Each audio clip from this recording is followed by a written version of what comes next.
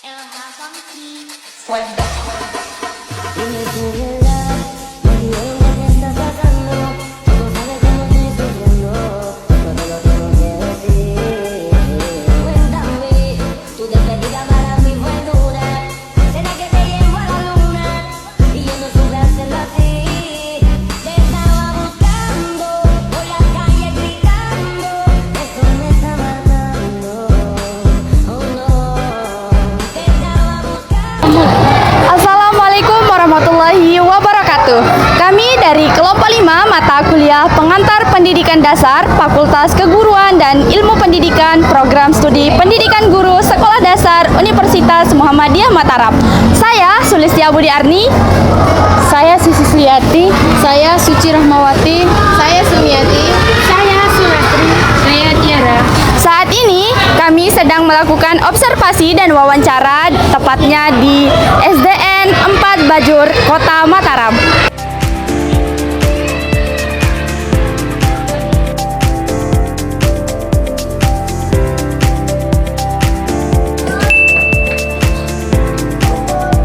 Baik, Assalamualaikum warahmatullahi wabarakatuh, Ibu.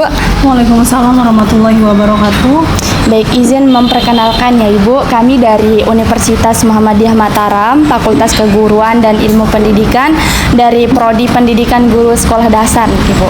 Nah, jadi kami di sini mempunyai tugas dari mata kuliah pengantar pendidikan dasar. Di sini kita mempunyai tugas wawancara. Nah, di sini kami mempunyai beberapa pertanyaan, Ibu. Nah, yang pertama itu, bagaimana sarana dan prasarana yang dimiliki oleh sekolah? Kalau sarana dan prasarana yang dimiliki oleh sekolah di sini sudah menunjang untuk proses pembelajaran seperti gedung gitu. Alhamdulillah dalam keadaan baik. Kemudian untuk prasarananya seperti beberapa kebutuhan lainnya juga baik terpenuhi. Hanya saja di sini kami tidak memiliki lab, itu saja ya, lab yang tidak ada sama musola sedang disegerakan, itu saja. Oke, pertanyaan yang kedua nih Ibu, bagaimana upaya sekolah untuk meningkatkan kompetensi guru yang di sini? Untuk meningkatkan kompetensi guru di sini, kalau dari sekolah kita mengadakan kombel namanya, komunitas belajar, di mana kombel ini bisa kita lakukan antar sesama guru dan staf yang ada di sekolah ini, dan juga ada beberapa BIMTEK yang kita lakukan bersama gugus. Kemudian ada beberapa webinar mandiri juga yang kita lakukan sendiri. Guru-guru mencari, banyak kan sekarang webinar online. Kemudian ada beberapa pelatihan yang direkomendasikan, seperti kemarin juga saya sempat mengikuti pelatihan coding dan kecerdasan artifisial, dan di sini juga ada teman yang mengikuti pelatihan pembelajaran mendalam, itu melalui fasilitasnya semua dari sekolah karena ada BOS kinerja namanya. Oke, lanjut ya Ibu, pertanyaan yang ketiga, bagaimana kurikulum yang digunakan oleh guru dalam pembelajaran? Kurikulum di sini yang kita gunakan adalah kurikulum Merdeka. Oke. Lanjut, pertanyaan selanjutnya, bagaimana upaya guru melakukan proses pembelajaran efektif di kelas, kayak metode dan media serta penugasan-penugasannya? Kalau untuk menunjang pembelajaran yang efektif di sini, walaupun kita sudah merancang, misalnya rancangan pembelajaran sebaik mungkin, akan tetapi kondisi kadang menyesuaikan, kadang fleksibel gitu, nggih. Jadi di sini itu kita sudah menggunakan beberapa metode yang variatif. Kadang juga itu tidak tercapai karena kemampuan anak yang berbeda-beda. Kemudian ada beberapa media yang kita gunakan kayak gambar, dan saya lebih sering menggunakan LCD untuk menonton video seperti itu. Kemudian untuk penugasan ya seperti biasa, ada penilaian harian gitu, penilaian formatif. Kemudian sekarang lagi sebentar kita akan melakukan penilaian sumatif semester 1. Itu sih formatif dan sumatif aja kalau penilaiannya. Sama beberapa tugas individu, ada tugas kelompok, itu bervariatif. Pertanyaan selanjutnya, bagaimana upaya guru dalam mengatasi kesulitan belajar siswa? Untuk mengatasi kesulitan belajar siswa di sini yang saya alami ngajar di kelas 5 ini, saya menemukan 2 siswa yang belum lancar membaca. Jadi upaya yang saya lakukan tentu di sini saya memberikan perhatian khusus. Kemudian dibilang kita memberikan pembelajaran yang berdiferensiasi jadinya, karena yang 2 orang ini berbeda.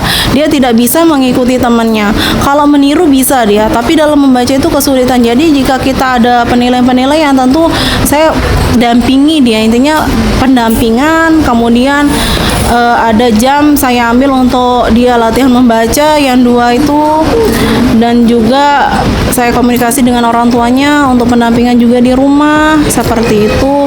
Intinya di sini tidak bisa kita samakan karena kemampuannya berbeda, jadi ada perlakuan khusus gitu. Iya, pembelajaran khusus. Iya. Oke, lanjut ke pertanyaan terakhir nih. Bagaimana cara guru meningkatkan motivasi dan minat belajar siswa?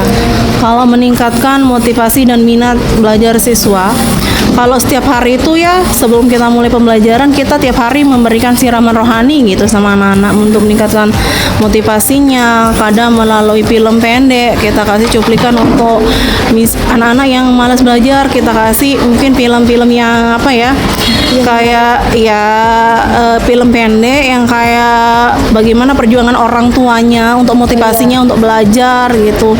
Dan selalu kita arahkan bahwa selalu saya ingatkan bahwa apa yang kalian lakukan sekarang maka itu yang akan kalian dapatkan di kemudian hari gitu.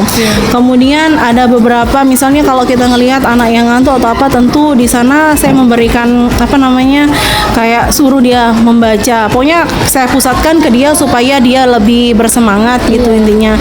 Intinya kalau ngelihat siswa yang kurang motivasi belajarnya gitu, atau ngantuk atau agak malas gitu rupanya, jadi saya tuh langsung memusatkan perhatian saya ke dia supaya juga dia bisa memperhatikan saya ke depan, supaya dia tidak sia-sia gitu ke sekolah. Kadang ada yang melamun atau ngantuk atau apa. Mungkin itu sih yang sudah saya lakukan sejauh ini, dan alhamdulillah secara berangsur-angsur bisalah lebih baik, karena di awal saya mengajar anak-anak ini tentu luar biasa gitu untuk